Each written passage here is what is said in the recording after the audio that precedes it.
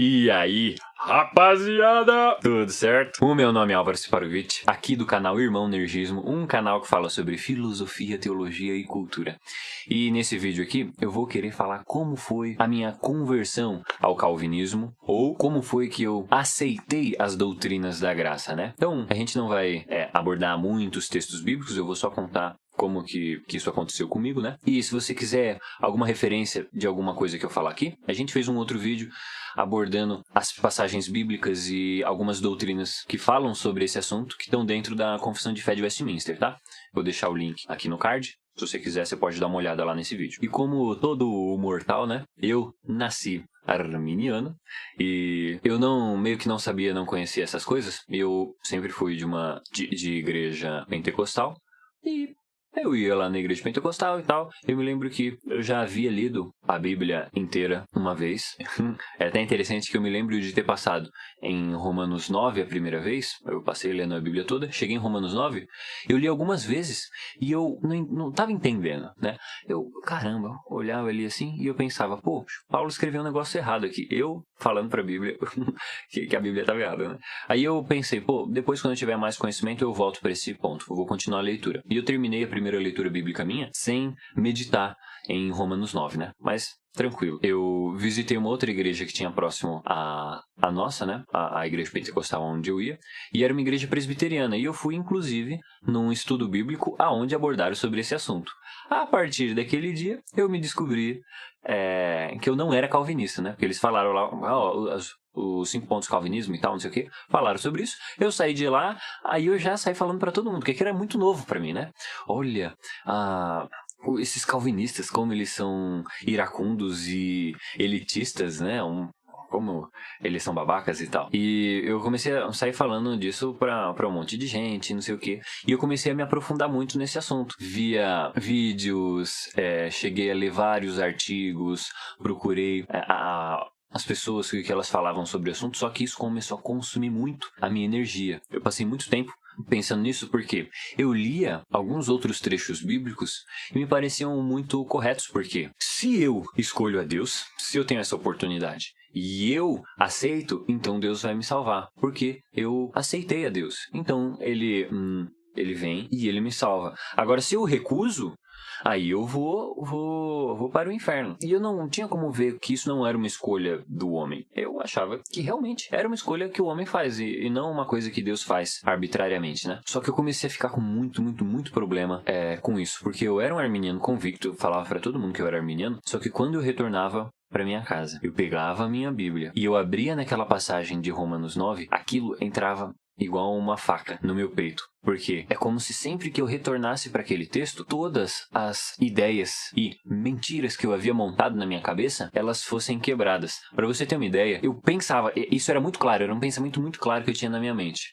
Eu preciso encontrar uma nova interpretação, um novo jeito de interpretar Romanos 9, de forma que esse texto se acomode na minha teologia. Isso era muito claro na minha cabeça. Mas olha o que era que eu estava pensando.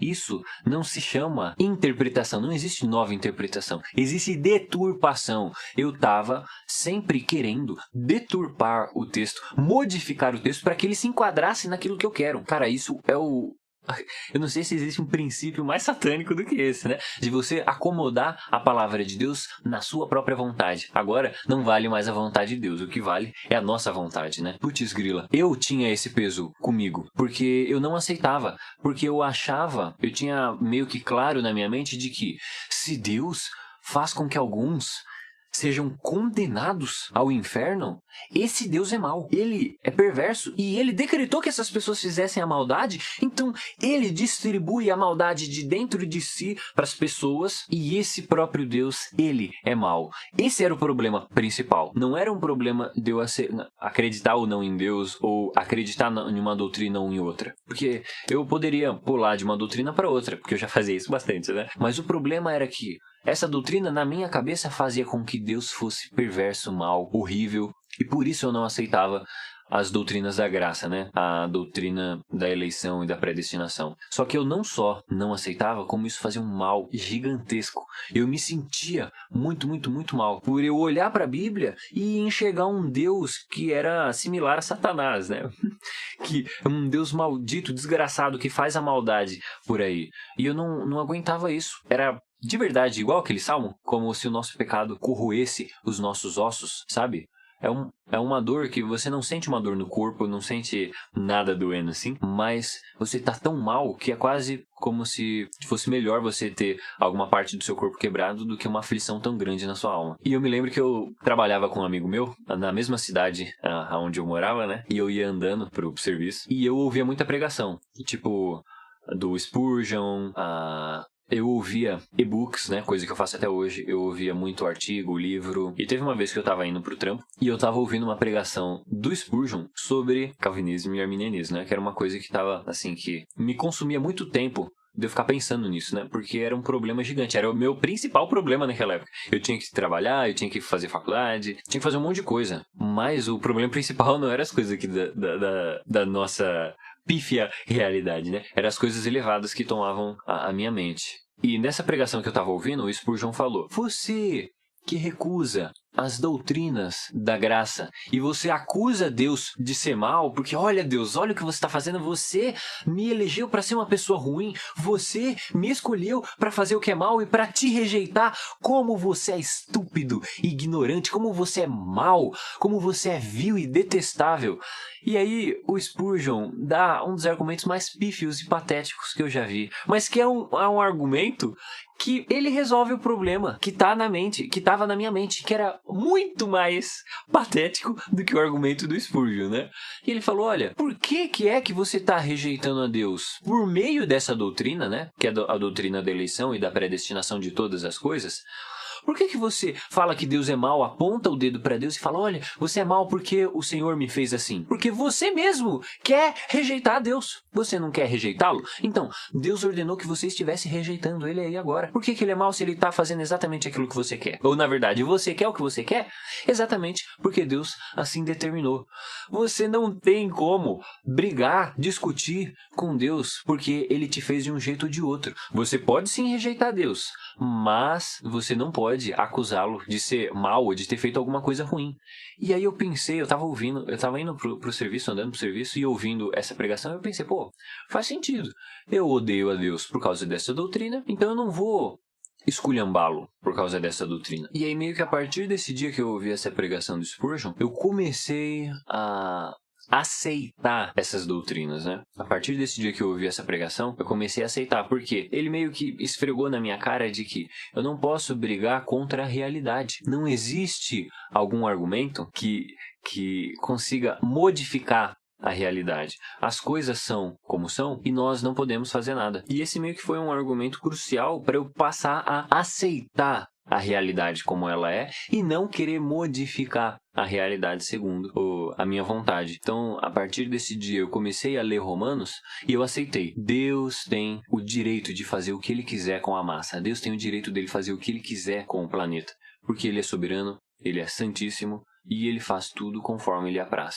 E aí, a partir desse dia, eu passei a querer que essas coisas entrassem na minha mente. Porque eu havia aceitado essa doutrina, né? Mas a minha mente ainda funcionava como a mente de um arminiano. E eu sabia disso. E o que eu tinha na minha mente, né? Pô, eu penso tudo errado, eu tô fazendo as coisas tudo errado. Eu preciso inculcar em mim mesmo a verdade de Deus, para que ela se torne o meu modo de pensar natural, para que eu faça cativo todos os meus pensamentos para serem obedientes a Deus. Aí a partir desse dia eu comecei a ler outras passagens da Escritura para endossar e começar a deixar essa minha conversão ao calvinismo, né, muito mais firme. E olha, de verdade, foi uma das melhores coisas que eu fiz. Aí talvez você arminioso aí pode falar: olha, mas isso tá errado, não é desse jeito, não sei o quê. Eu vou dar uma conclusão aqui que eu tirei de mim mesmo. O arminiano, ele é arminiano não porque ele acredite que a Bíblia fala A ou fala B. Não é por isso. É porque ele rejeita a verdade de Deus e ele não quer aceitar as coisas que estão escritas na Bíblia. É só por isso, porque você não quer aceitar uma doutrina que está claramente escrita na Bíblia. E eu posso falar isso tranquilamente, porque eu me lembro que eu tinha isso na minha mente quando eu era arminiano. Que eu era arminiano e eu rejeitava aquelas doutrinas bíblicas porque eu não aceitava que aquilo estivesse na Bíblia. Ou seja, é como se eu fosse mais canônico do que a própria Escritura, né? E aí eu faço um pedido aos arminianos e também até aos calvinistas de que se submetam a sua mente a Deus, se submetam à palavra de Deus. Eu me lembro que até o pastor, que naquela época me pastoreava, né? Chama Pastor Marcos. Ele me ensinou um negócio interessante que era a diferença entre exegese e eisegese. No português não tem muita diferença, mas no grego é como se você usasse um X ou um S, né? A diferença é de que uma você está extraindo, exegese, você extrai do texto o significado. E a eisegese, você adiciona no texto algum significado. Porém, o cristão ele não pode adicionar significado ao texto, que era exatamente o que eu fazia quando eu era arminiano.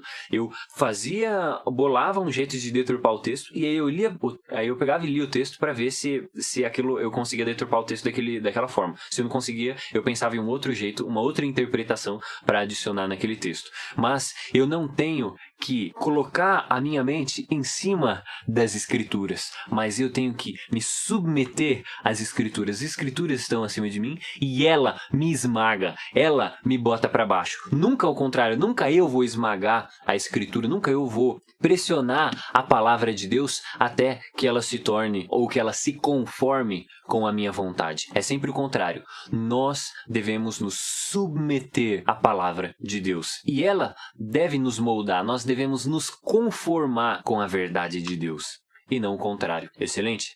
Eu espero que, de verdade, esse vídeo ajude aos arminianos a entenderem e meio que dar uma ajuda ao que se passa na mente deles, né? Normalmente eles pensam, pô, se Deus faz todas essas coisas, então ele é mau. Mas não. Deus, ele faz o que ele quer, do jeito que ele quer, do mesmo modo que está escrito na Escritura. E ele é santíssimo, bom, justo. E espero que os arminianos aí que estejam me assistindo passem a entender o que acontece dentro deles, né? E aceitem as doutrinas bíblicas da eleição e da predestinação e passem a ser cada vez mais aptos para defender a fé e fazer o reino do nosso Cristo avançar. Beleza? Eu vou ficando por aqui. Se você tem alguma dúvida com qualquer coisa que eu falei aqui, doutrinária, de passagem bíblica, essas coisas, eu vou deixar o link para o vídeo que a gente abordou todos esses textos aqui no card, e os vídeos que você está vendo aqui na sua tela, eles são, um deles é a sequência da Confissão de Fé de Westminster, que vão ter alguns vídeos falando sobre esse assunto, e um outro que provavelmente você vai achar interessante também. Eu vou ficando por aqui, espero que você goste, e se inscreve no nosso canal aí, beleza? Estude a Bíblia.